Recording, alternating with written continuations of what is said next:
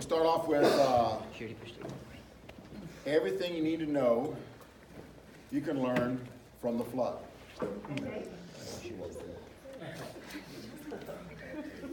First thing you need to know is don't miss the boat.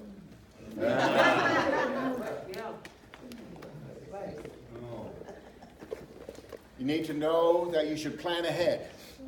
It wasn't raining when Noah built the ark.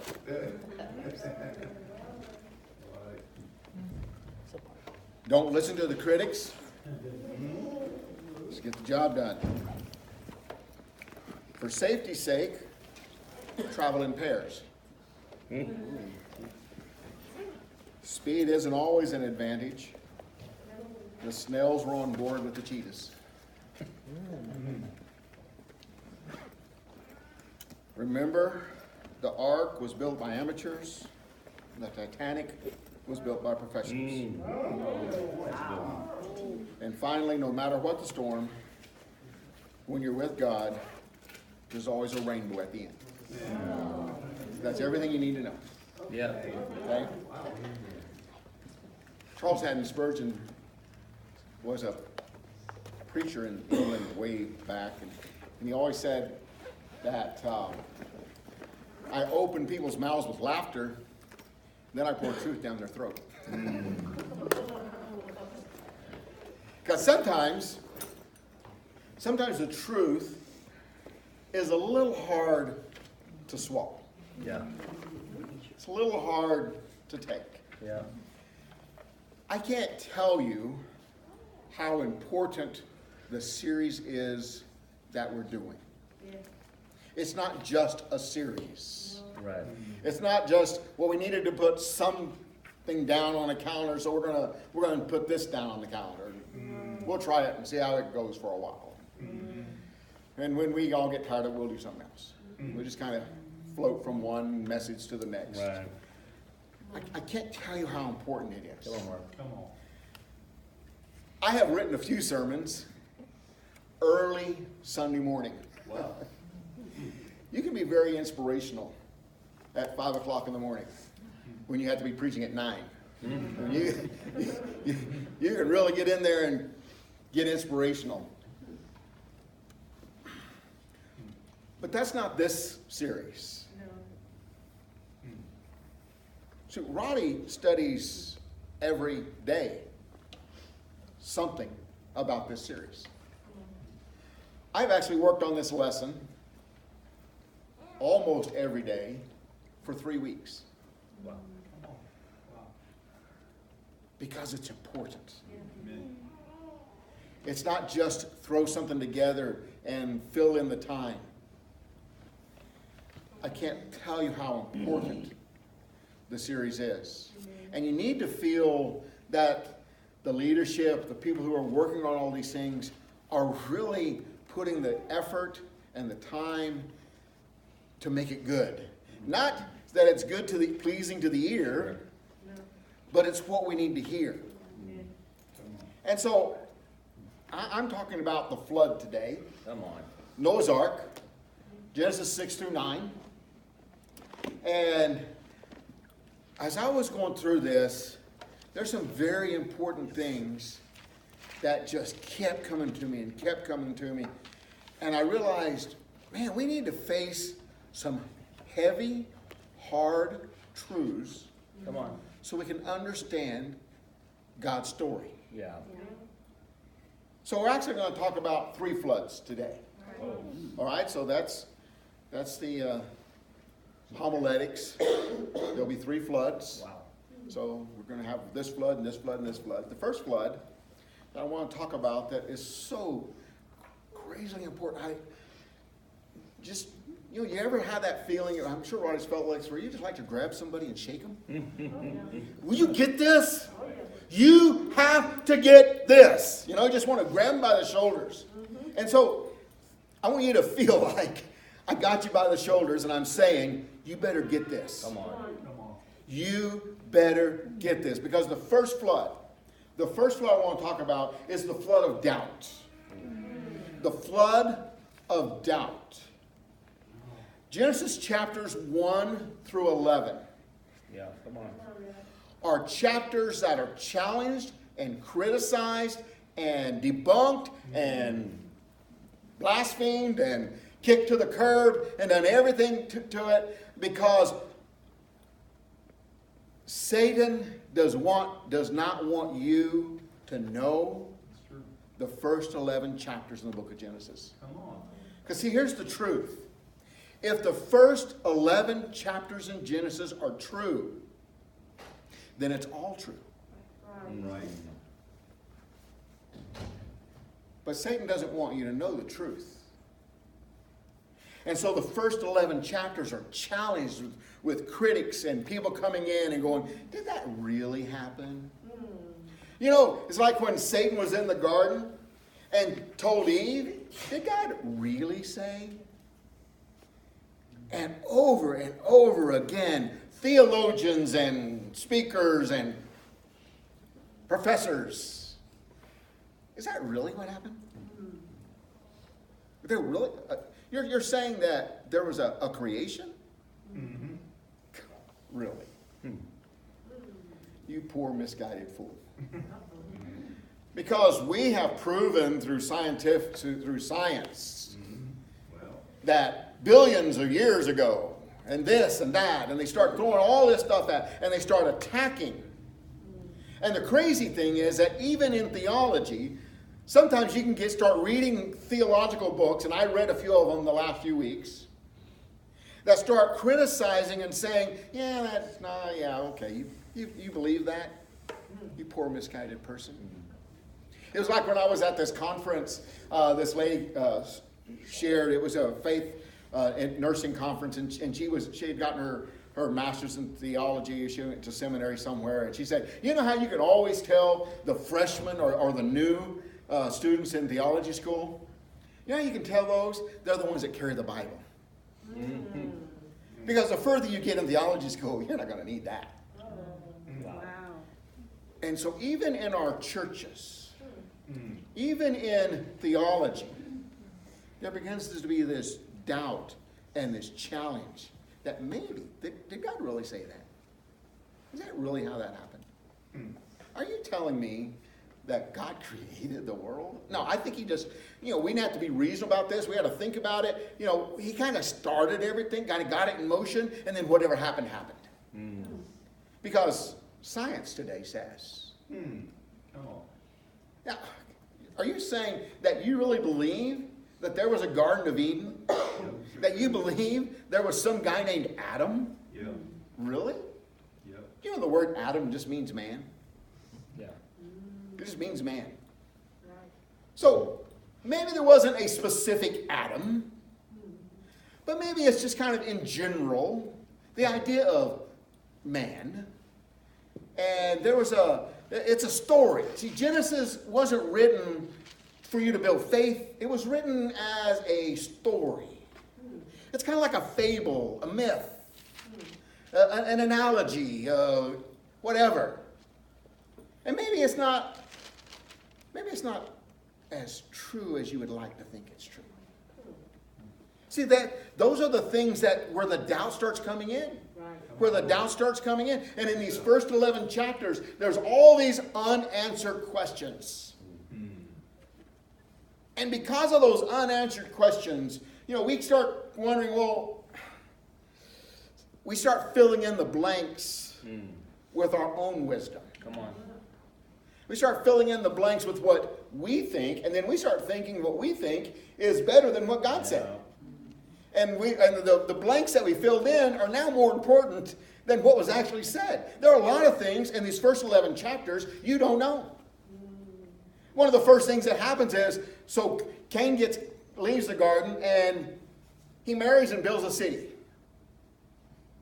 Well, where did he get a wife? How did he build a city if there are only 7 people in the whole world? So here we come. And here's the thing is, I don't know. Right. And guess what? You don't either. Right. And nobody does. Right. I don't care how many degrees you have, how big of a theologian you are. I don't care how smart you are. You don't know. Right. And God didn't tell us So you don't need to know. Right. I don't know where King got it from. Good point. I don't know how he built a city. I don't know this. I don't know that. I don't know all those things. But you know what? You know what happens when you get all filled with doubt? Then what difference does it make? Because if this isn't true, what else do I believe that's not true? Come on, Mark. Do I really have to go to church? Or is that just a story that people say to make us all behave? It's like your mom telling you, if you don't do something, that something bad's going to happen to you, or you're going to, My mom was a little more direct. You change that look on your face, or I'm going to knock it off of you. But maybe your mom said that something was going to get you, a boogeyman was going to get you or something. And so is that what church is? Some way to control the masses, to make people behave? But we got all hung up in the rules and the laws and everything, and we forget this is God's revelation, it is God's story, and he wants to have a relationship with us, and it's not about the rules, it's not about you knowing all the facts. Come on. It's about you having faith that you believe in God and you want to walk with him, because that's the story in Genesis. Adam walked with God. Yep. Cain walked away. So which direction you want to go? Come on. Come on. You want to follow these things of doubt? Over and over again, you hear the voice in your own head that said, did God really say that? Just like Satan told Eve. Did God really say? No. Is there really a creation? Is there really a flood? Is there really... the flood, when we get to the flood, the doubt, how can you build a boat that takes all those people, all those animals? How do you build a boat? And back then, they didn't have the... You start going, all this, we start throwing human wisdom into God's story. I believe that there was a universal flood. I don't believe it was a local flood. You know why? Because God said so. Well, we don't have evidence, and we don't have this. Yeah, I don't need that because I got God's word on it. Come on. And God said it was true. You know, Adam is not symbolic of mankind. He wasn't, he's not just symbolic of mankind. He was the first man. I believe that because Jesus believed that. Yeah. You see how if one's not true, the other can't be true? If Adam is not true, if he wasn't a real person, then Jesus lied. Wow. Because Jesus said, in the beginning, God created male and female. And even quotes the part about, says, haven't you heard that in the beginning the Creator made them male and female? And he said, for this reason, a man will leave his father and mother and be united to his wife. The two will become one flesh. Who's that talking about? Where's that story found? Jesus quotes Genesis chapter 2. But if it's not true, then Jesus lied. So we start getting all these floods of doubt because we're so smart. Because we think we know everything. Yeah. And we start getting, well, I don't know if there really was a creation. I don't really know if there was this. I don't really know if there was that. I don't really know. Then you don't know Jesus. Because Jesus said it happened. Okay, I don't know the answers, but I know who does. I can't fill in all the blanks, but I know who does. And that's the same about when we get to talking about the flood. Noah was a real person. Yeah. I believe Noah was a real person who built an ark, who was saved through a flood because Jesus did. Do you know Jesus talks about Noah? So he's not real, then why Jesus talk about him? Yeah. Or maybe Jesus is a myth too. You see where logic will get us? Yeah. We start looking at things logically and scientifically and humanistically. We start removing God completely from the picture. I want to grab you and shake you and tell you, get this. Come on. You got to get this.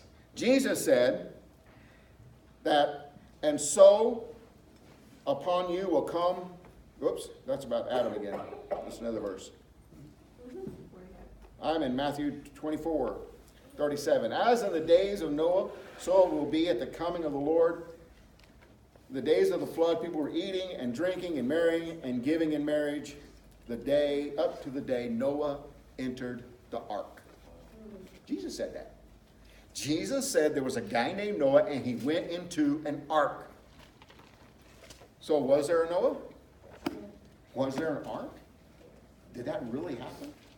Now, I believe that God had Noah build an ark because he was going to flood the entire world. He didn't have him build a bus. If it was just going to be a local flood, he could have migrated the animals out. Yep. Moses could have hiked out. Moses could have moved. Noah could have moved. Noah could have said, okay, you need to get out of here because I'm going to flood this valley. But he didn't flood the valley. He flooded the earth. That's why I believe in a universal flood. I believe in a universal flood because God said it. So we think we get so smart. The Hebrew writer believed in Noah. Hebrews 11:7, or Hebrews 11:7. By faith, Noah, when warned of things not yet seen, in holy fear, built an ark to save his family. By faith, he condemned the world and became heir of righteousness that is in keeping with faith. The flood of doubts will take away God from your picture. Come on. And we get bombarded all the time whether or not this is really true. Because sometimes, be honest, we don't want to believe it. We want to do what we want to do. Yeah. We want to feel like we want to feel. We want to do what we want to do. Sometimes we kind of believe in the idea of God, but we don't really believe in God. Come on. It's comfortable to have a belief in God, but we don't want God to be so real that he actually tells us what to do. You know, we want there to be a God out there that kind of, sprinkles fairy dust on us every once in a while and allows us to have a good life, but we're not so sure we really want God who tells us that things are wrong. We don't want a God that tells us that there's such thing as sin. You got to realize that we're not as smart as we think we are. Right. Remember, it was the brains of the day that said the world was flat. It was the brains of the day that said the sun orbited the earth. It was the really smart people who said the way to cure disease is to bleed the bad blood out of you. That's really smart people said that. But now we go, yeah, but we've got this electron whatever thing, and it does this and that. Yeah, you know what? You've been wrong before. But I know who's never been wrong. God's never been wrong. Yeah. And you can throw all your scientific evidence that you have about whatever, and you'll find out eventually you're wrong. Yeah. Because the best thing that we figure out is still figured out by us. And we can still be wrong.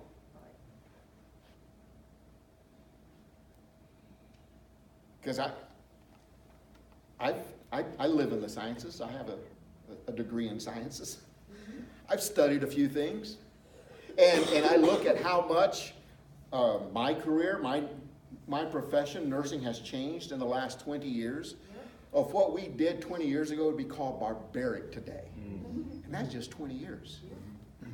Just 20 years. Our human knowledge has changed so much. So don't think you're all that. Don't think you know because I sat in this class and the professor said, well, I'm a professor. Well, I sat in this class and this professor, he told me I was in this big class at Texas Tech, and they told me that God was just a myth. That creation didn't happen. You really don't be so foolish as to believe in an ark. So I sat in those classes too. Don't let the flood of doubt wash God out of your picture. Come on. Come on. Don't confuse the wisdom of man with the wisdom of God. See, don't try to fill in all the blanks. Hang on to what you have. Come on. Because see, in my own life, when I get all confused about something, okay, if I'm here and I'm all confused, what do? I need to back up to where I wasn't confused. Yeah. So here you're here and you don't know anymore. I don't know if I believe in this. I don't know if I should do that. I don't know what to believe anymore. So when did you know what to believe? Okay, you're over here and you're all messed up and you don't know what to do. I think I'm just going to quit. I'm going to give up on God. I'm going to give up on church. I'm going to just drop out of everything. I'm just going to quit because I'm all confused. Well, when weren't you confused? Could we back up to when you weren't confused? Come on. Yep. Were you confused the day you stepped out of the baptistry? No. Was that day confused for you? You didn't know what you believed or not? Were you confused when you first started reading the Bible and it became alive to you? Do you remember those days? Yeah. Yep. But now you're over here, well, I don't know what to believe anymore. I'm all confused. Well, back up to where you weren't confused. Come on. Don't try to fill in all the blanks. No. Yeah, well, I think Cain got his wife and built this, and well, okay, I got friends that believed in aliens. That's how they filled in the blanks. That there was Martians that came to Earth. You know, well, the sons of God saw the daughters of man, and they got married. Well, that was the aliens that came in, and all these ancient aliens and all that. Okay, there's whole TV shows all about ancient aliens. You know what? It's not true. Come on, Mark. Help us out. So watch out for that flood of doubt. Come on. Yep. Watch out for the flood of doubt. The second flood that I want to talk about, I'm passionate about that first one. Okay? Yep. I'm passionate about the next one. Okay. The second flood is the flood of wickedness. Come on. Can you imagine? Roddy tried to talk about last week about the garden, what it would have been like to have been there. Could you imagine just the opportunity to live in fellowship with God, and there is no sin, there nobody messes up, everyone's just loving life. That's hard to imagine. Yeah. Because we're on the other side of the garden. Yeah. Right.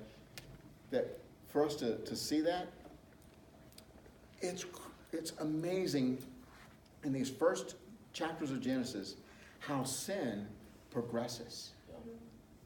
Remember when Adam sinned? We read that, we talked about that. Adam was ashamed and he hid.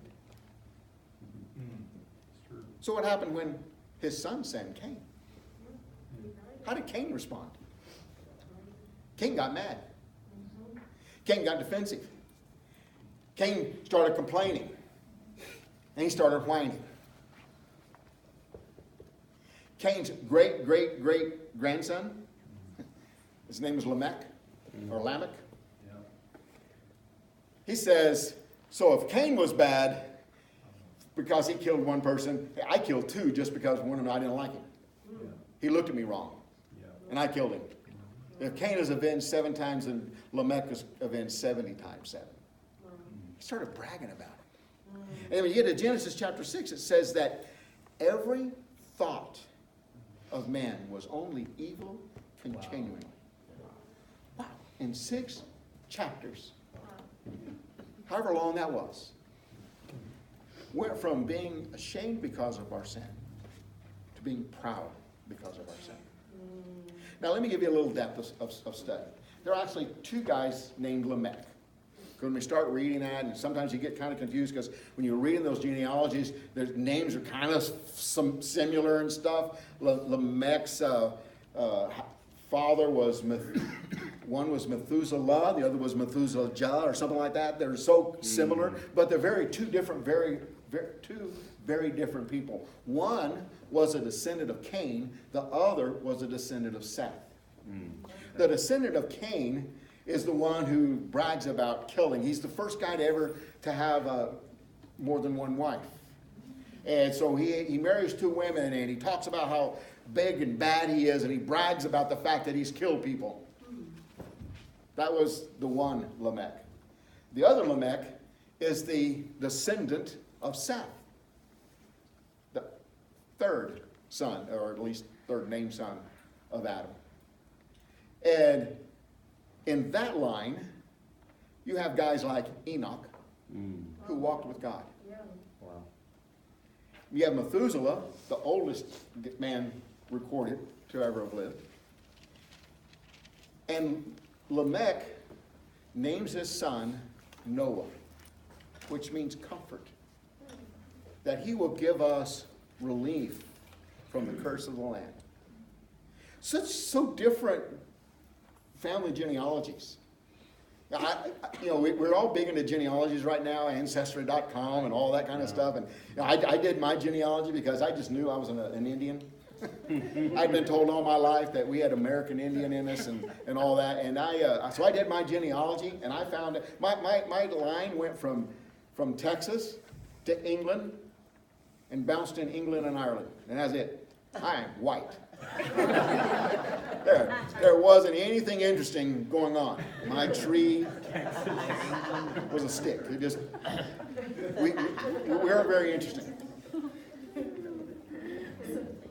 What about the trees as it branched out from Adam and Cain's line and Seth's line? See, Seth's line is where you find Jesus. Cain's line is where you find destruction. Right. There's some very cool things there. But the crazy thing is just how wicked everything got.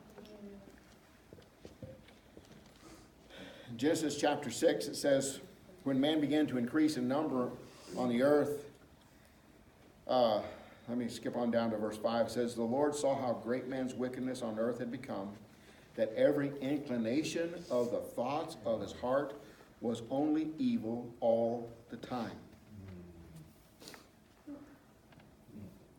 The Lord was grieved that he had made man on the earth, and his heart was filled with pain.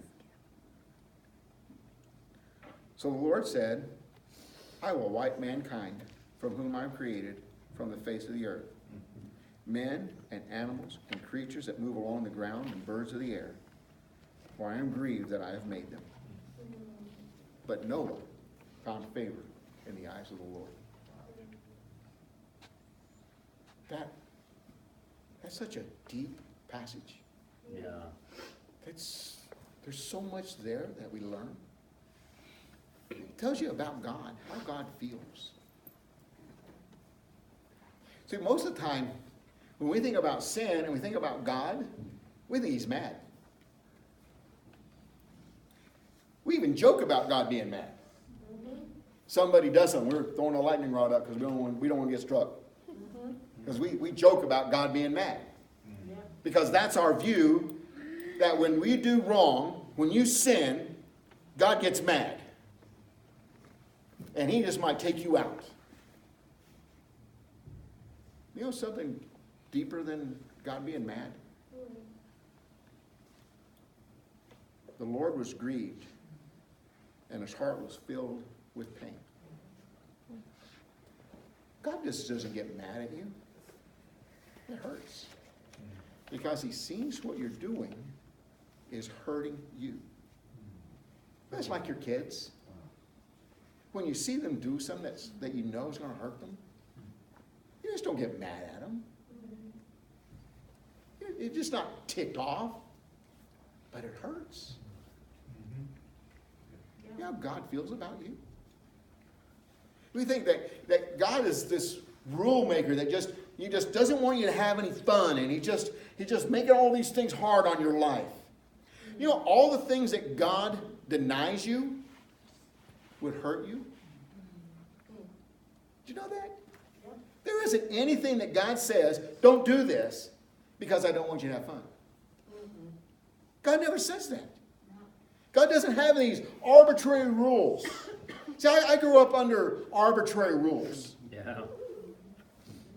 One day I could do something and it was fine. I do it the next day and I got my tail beat for the same thing. And I never knew what the rules were. I never knew what I could say, what I could do, how I could act. And you know, that's horrible.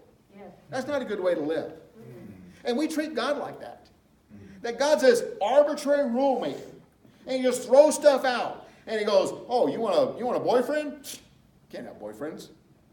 Can't have any fun. I'm going to deny you of having a boyfriend.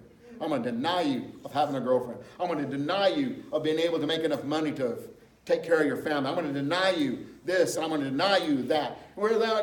See, God's just no fun. They're not a thing that God denies you. He doesn't do it because you'll get hurt. Come on. You let something else take the place of God in your life. You decide the girl or a boy or a job or a career or a degree, whatever you start putting in there, and you let that substitute for a relationship with God, it will hurt you. Every single time. You start pushing God out of your life and you start filling it up with something else because you think you have to, then you get hurt. You know it's true. It's happened to you before, right? Yeah. Haven't you ever kind of noticed, like, what? I'm hurting. I've been here before. Come on. How come I keep doing the same dumb things over and over? You'd think at some point I'd figure this out. Right. In my doctoral research, I used Pinder's self-promotion model. Pinder's self-promotion model says that people make the choices they make based on the options they think they have. And so we're often in that, we make decisions based on the options we think we have. Right. And so we look at our options, we think, okay, I'm going to have to do this. I can't go to church, I got to do this. I can't have a relationship with God, I got to do this. I can't read my Bible, I can't be faithful, I can't give to the church because I got to do this. So we think we have that, we can't do what we should do because we don't think we have that choice. Right. And you find out over and over again, hey, you're wrong. When you took things away from God because you didn't think you had a choice, you end up hurt. That's true. Every time. Come on. Like, well, I just can't afford to do all the stuff God wants me to do. Then you'll get hurt. Well, I'm running out of time. I'm getting old. I got to find me a girl. I got to find me a guy. I got to find somebody. And then you'll get hurt. Well, I just got to, and you will get hurt. Come on. That's what sin does. It always hurts. Look in Romans chapter 1. One more. One more. We're talking about the flood of sin and how sin progresses. Verses 18 to the end of the chapter. A long reading. Okay, so hold on a minute. Okay. This is a reading from the Word of God. And it's going to take a minute. All right? The wrath of God is being revealed from heaven against all the godliness and wickedness of men who suppress the truth by their wickedness. Now, why does God have all this wrath? Because it hurts. Why is God mad? Because it hurts. He's looking at you, and he's looking at the world, and he sees what's going on. He gets mad because it hurts. He is filled with pain over your sin. He's not just mad at you. And that's what it says here. And wickedness, says wickedness of men who suppress the truth by their wickedness. What does wickedness do? It suppresses the truth. It starts saying, well, you don't really have to do that. You don't really. Did God really say that? Did God really say? Do we really have to do that? I've said those things. Do I really have to have relationships? Come on. I'm tired of relationships. I've been doing this all my life. Why? I'm tired of that. Do I really have to do this? Do I really have to go all the time? Do I really have to do? And that suppresses the truth. Yeah. Okay, can I grab you by the shoulders and shake you a minute? Yeah. Wickedness suppresses the truth. Yeah, come on. Since what may be known about God is plain to them, because God has made it plain to them. For since the creation of the world, so Paul believes in the creation. For since the creation of the world, God's invisible qualities, his eternal power and divine nature have been clearly seen, being understood from what has been made, so that men are without excuse. For although they knew God, they neither glorified him as God nor gave thanks to him, but their thinking became futile, and their foolish hearts were darkened. Although they claimed to be wise, they became fools, and exchanged the glory of the immortal God for images made to look like mortal man, birds, animals, reptiles, girls, jobs, careers, degrees. Therefore, God gave them over in their sinful desires of their hearts to sexual impurity, for the degrading of their bodies with one another. They exchanged the truth of God for a lie, and worshipped and served created things rather than the Creator, who was forever praised. Amen. Because of this, God gave them over to shameful lust. Even their women exchanged natural relations for unnatural ones. In the same way, the men also abandoned natural relations with women and were inflamed with lust for one another. Men committed indecent acts with other men and received in themselves the due penalty for their perversion. See, you want to know a hard truth? Sin is out there. There is a natural order to relationships. Yeah. Culture does not define what is right and what is wrong. People are made male or female. There is no such thing as transgender. It's perversion. And we don't like that. We're uncomfortable with that. Because we're supposed to be accepting and love everybody. Come on, preach that one. Homosexuality is perversion. Yeah. It's not about equality. It's perversion. And we're uncomfortable because we're supposed to just love everybody. I love you, but you're perverted. Right? It's true. Just like me.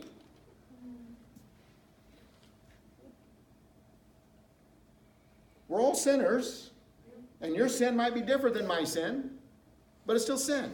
Right. And for me, saying that I'm okay with your sin is wrong. Yeah. It is. I'm not okay with it. See, we live in this political correct acceptance.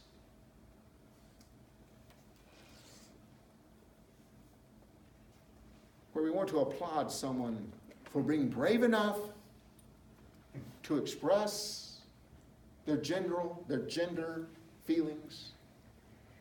We're supposed to applaud that today.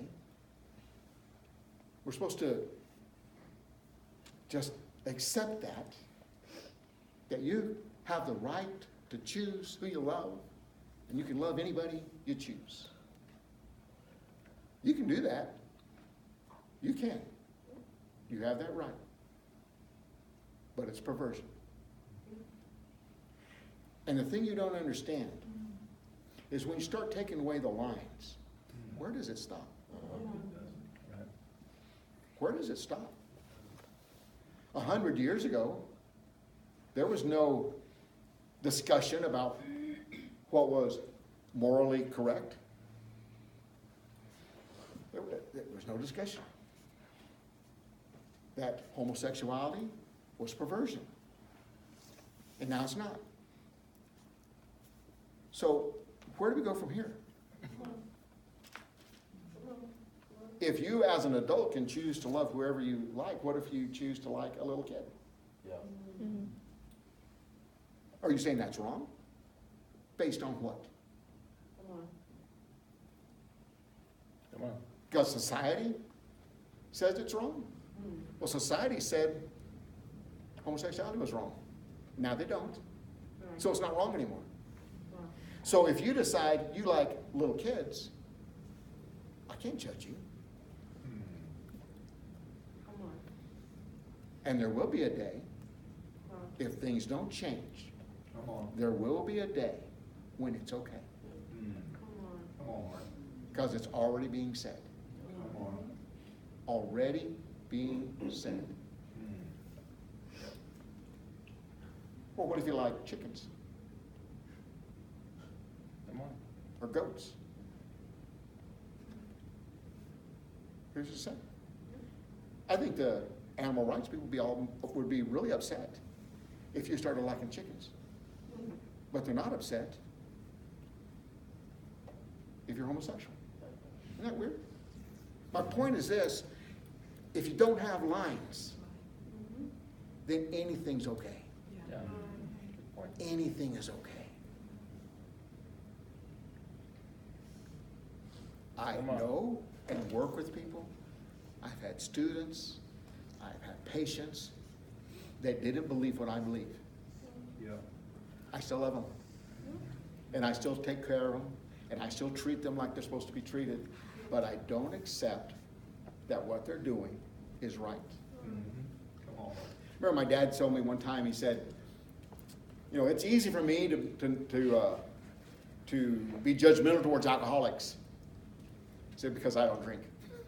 You know? It's easy for me to look at someone who's an alcoholic and feel judgment towards them and all that. He said, because I don't drink. But, you know, if you wanted to talk about something that I do, then I'm a little more sensitive. All right, so there may be people that choose to do things that I don't agree with. It's perversion. That's what they choose. I can still love them, Yeah. but I want them to know the truth.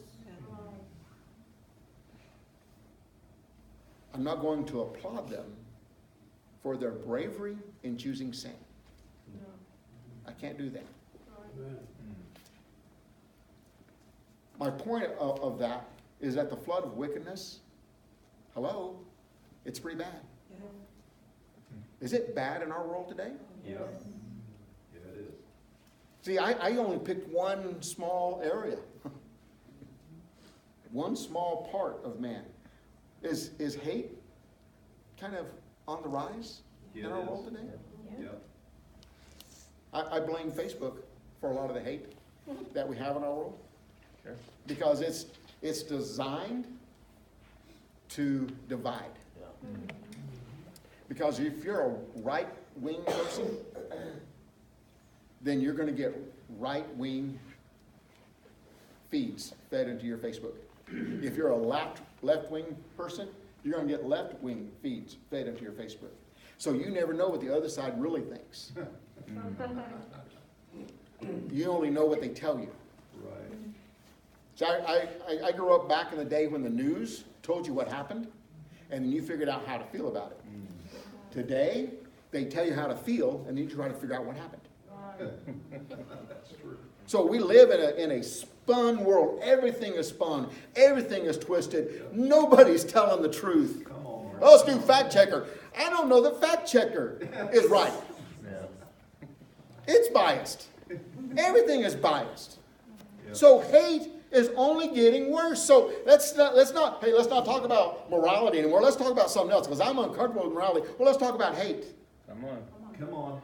Let's throw some politics out here, and let's get divided over our politics. Come on. Come Mark. on. Yeah. And how in the world can you think such things that you think? Hello? You're not getting my feeds. If you were, you wouldn't be thinking that dumb stuff. But isn't that where we're at today? Yeah. Racism, alive and well. Come on. So I teach this. In America, we have equality. We do. You can be anything you want to be in America because we have equality. But we don't have equity. You have the right to become anything you want to be, but you may not have the option to be it. See, I have a hard time with that because I'm a white guy. I'm old white guy. I mean, you want to get all of the things that offend people. I'm old, I'm white, I'm a male. Yep, So, yep. and I'm a Christian, Throw that in there too. and I lean towards being a Republican. Wow. Everybody hates me. Right? So, I have a hard time with equity because I've never had to face inequity. I've never, and I don't get it. I've never had to face it. But I know people who do. Yeah, And I've been with people who do. yep. I sat in a restaurant with a friend, a brother. The waiter talked to me, didn't talk to him. Wow. Yep. Not once. Yep, And this was in the 90s. wow, come on. She was rude to him because he's black. She was very nice to me, but I'm white. So is wickedness bad? Yep, If we talked about morality, wickedness is bad. We talked about hate, wickedness is bad. We talk about racism, wickedness is bad. We could go on and on and on, couldn't we? Yeah. We could talk about greed. Is greed bad today? yep, let's go there. I mean, they will throw you under the bus any chance they get. Right, You try to do medical billing and tell me greed's not alive and well. come on. Talk about drug companies and tell me that Come on. American greed isn't alive and well. Come on, Mark. There's no such thing as altruism. My point in all of that, in the flood of wickedness, is it's bad. It's bad, yeah. Look in verse, let me get down in verse, Romans chapter 1, verse 29. They have become filled with every kind of wickedness, evil, greed, and depravity. They are full of envy, murder, strife, deceit, and malice. They are gossips, slanderers, God-haters, insolent, arrogant, and boastful. I don't think it's fair to throw arrogant and boastful in there with the people with depraved minds, do you? I don't think it's fair that he throws murder and being arrogant in the same sentence. You know why I don't think that's fair? Because I'm arrogant. I'm not a murderer. I would never do that. But I sure can be arrogant and boastful and pride. Wow. And God throws them all in the same sentence Yeah, he does. because they're all bad. That's right. They're all bad. Then they invent ways of doing evil. Wow. They disobey their parents. Wow. You know, disobey their parents is in the same sentence as murder. That's not fair. Unless you're a parent. That's true. They are senseless, faithless, heartless, ruthless. Wow. See, the flood of wickedness is bad. Yep, good point. Although they know God's righteous decree and those that do such things deserve death, they not only continue to do these very things, but they also approve of those who practice them. Wow, there we go. See, there it is, right there. Yep. There's the danger. Well, I would never do that, but I'm not going to say anything if you do it. And I start approving of the very things that God calls wicked. Welcome to America 2019, Yeah. that we just approve Whatever. whatever. Come on, Mark. The state of our world is a mess, and we stand up and say, my name is Mark Wilkinson, and I approve this message. Oh, wow. Because I'm sure not going to be a speaker against it. Wow. You're not going to stand up and speak against it. So I'm going to believe what you want, think what you want, feel what you want.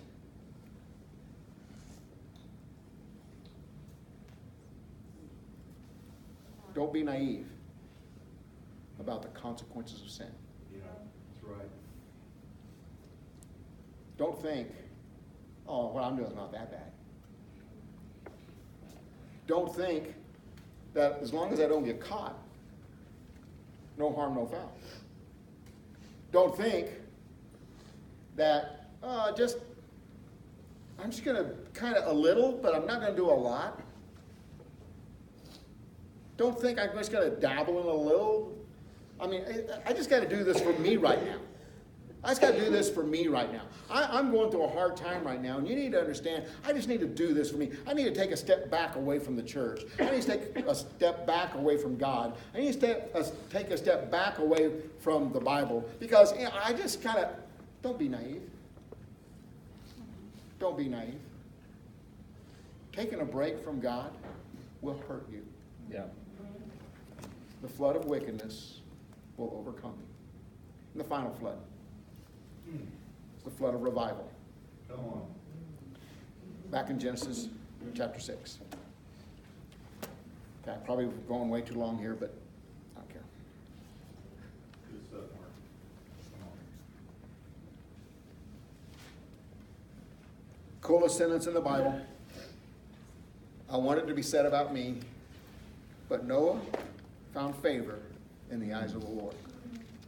The world around me is wicked and horrible, and they do whatever they want, whatever they think, and everything they do is wicked and evil. But, insert your name, found favor in the eyes of the Lord. Amen. Isn't that a message of comfort right there? Yeah. Hey, society is bad. Okay. Yeah, it is. What goes on at school is bad. Yeah. What goes on sometimes in our home is bad. You get two sinful people and you marry them, and guess what? You're going to have sin. And you're going to hurt each other. You're going to do dumb things. But maybe in all of that, say, though, everything was really bad at our house. But Mark found favor in the eyes of the Lord. Yeah. Everything's really bad right now at school. But you found favor in the eyes of the Lord. Amen. See, we need to get the flood of revival. We don't need to walk out of here depressed because wickedness is so wicked or things are so bad, or the flood of wickedness, the flood of doubt, the flood of wickedness. Those are negative things that just weigh us down and can stop us. And sometimes we get to the point of, what's the point? I don't care anymore. I'm done. I want to be said that no matter how bad things were, Mark found favor in the eyes of the Lord. Don't you? So what happened?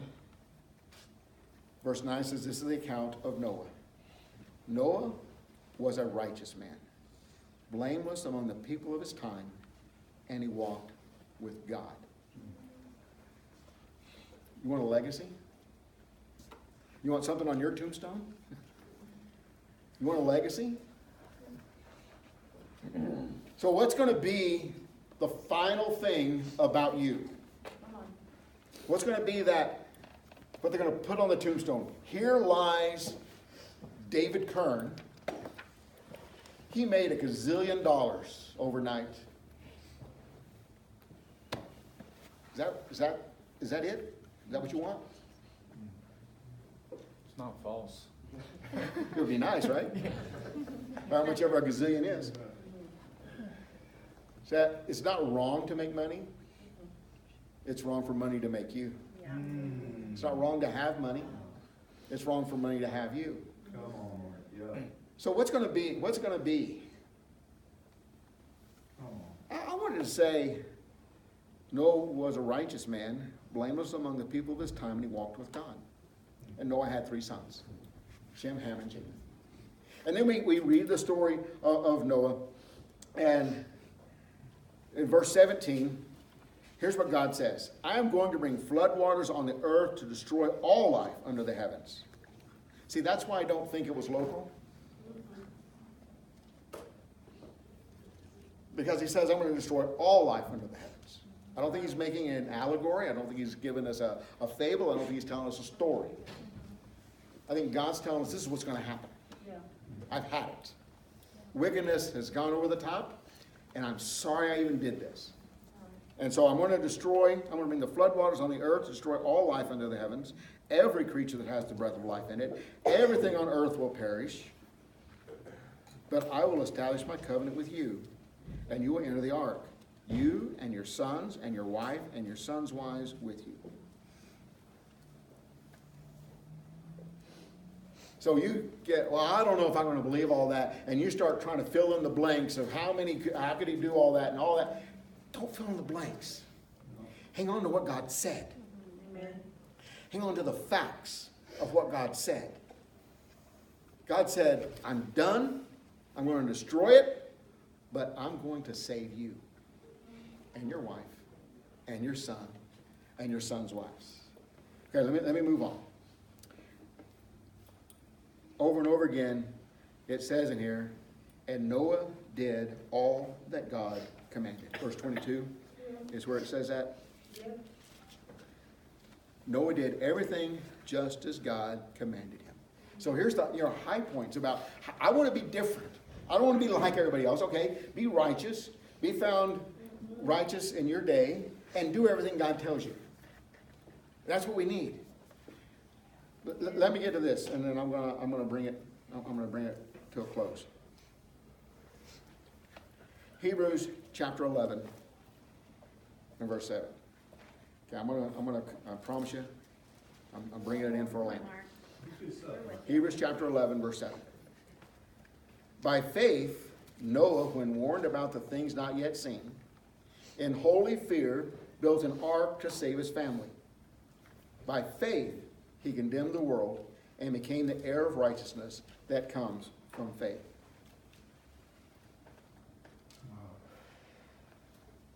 See, here's the story of Noah. Here's the powerful story of Noah. He heard God, and it says that in holy fear, he built the ark. I think sometimes, you know what's missing? You know what's missing in your life? In my life? We're not afraid. Come on, Mark. Yeah. We don't have holy fear. Come on.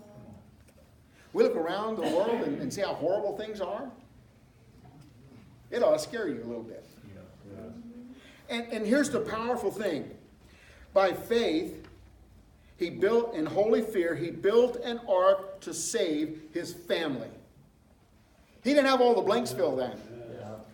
He didn't know what an ark was. He didn't know what rain was.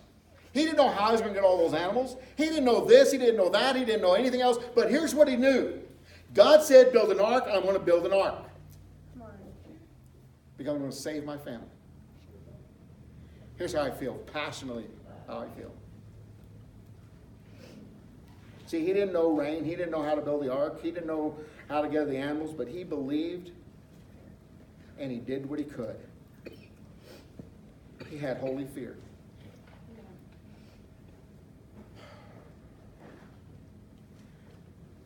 When you look at your kids, when you look at our families,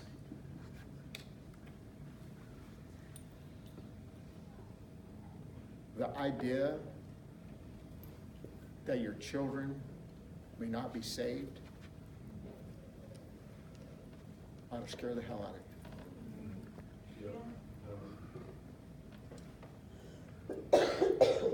We got this permissive idea that we're going to let everyone do what they want to do, and they'll choose what they want to choose, and they can do whatever, and we just hope that they become Christians someday. Build an ark. Do whatever it takes to save your kids. Amen. Whatever it takes. Amen. Do whatever you got to do. Yep. Them not knowing Jesus is not an option. Amen. They may kick and scream, but they're getting in the ark. Yep. Yep. They may not like me, but they're getting in the ark. There is nothing that's going to stop me from saving my kids. Come on, Mark. Nothing. Come on. And you got to have that. Yeah. You got to have some fight in you. You got to have some determination in you. And that's going to change you. It's going to change you as you are a father. Because it had to change me. I was a mean father when I first had kids. I was angry all the time. And my kids were afraid of me. Because that's how I was raised. And that's kind of how we do. If we don't know what to do, we do what we were told, how we were raised. And that sometimes scared the snot out of me. And when I realized that my kids were afraid of me, that scared me. Because they're not going to know Jesus if they're afraid of me. And I had to change.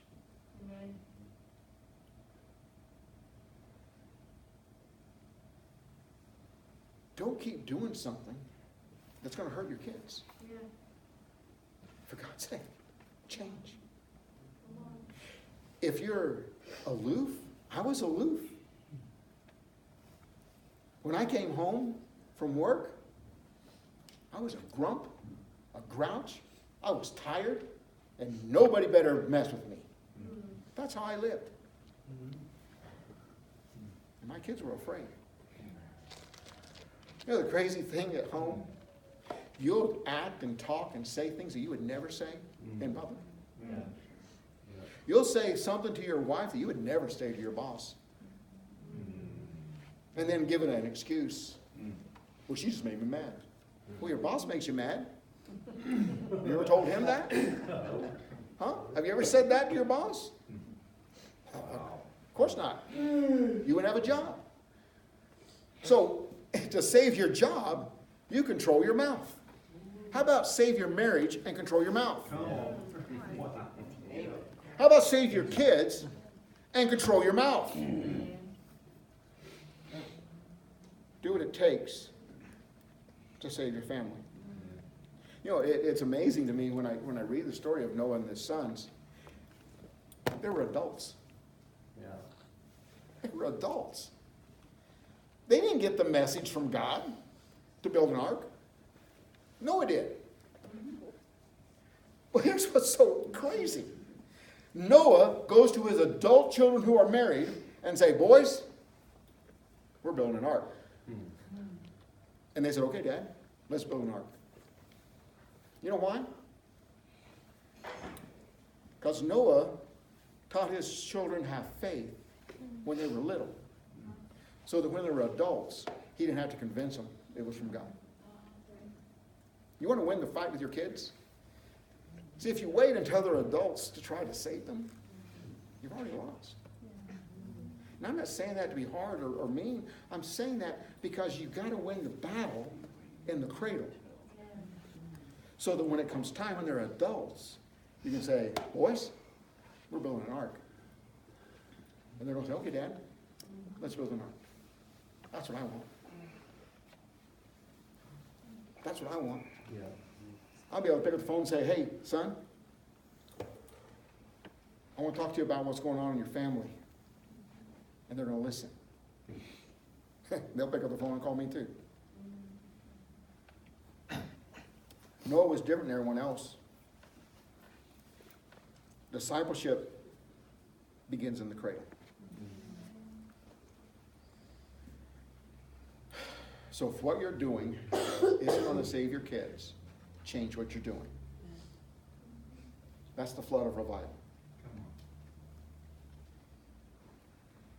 And then Noah receives the promise. Yeah. It's called the Noahic covenant. They're delivered through the flood. Peter believes in Noah and the ark because he says this water symbolizes baptism, which now saves you. As Noah entered the ark, you enter the water. Peter believed in it. And God said, I make now a covenant with you. I will never destroy the earth again by flood. He will destroy the earth again, but it won't be by flood. And that covenant was universal. You don't have to believe in God for that to be true. Yeah. It's true whether you believe it or not. It is. Has nothing, you've got nothing to do with it. God says, this is what I'm going to do. I'm never going to destroy the earth again with a flood. So it's universal because it is for everybody, including the animals. I mean, it's a universal covenant. Right.